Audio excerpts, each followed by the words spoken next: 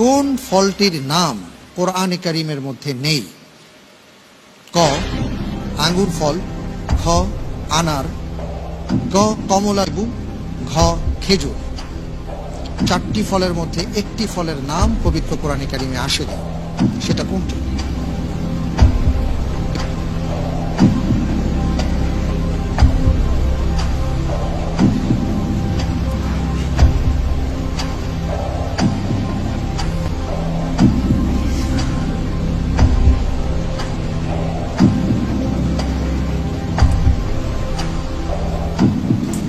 এক্ষেত্রে আমার চয়েস হচ্ছে খ। লক করে দেওয়া হোক খ, খ আনার। আনার।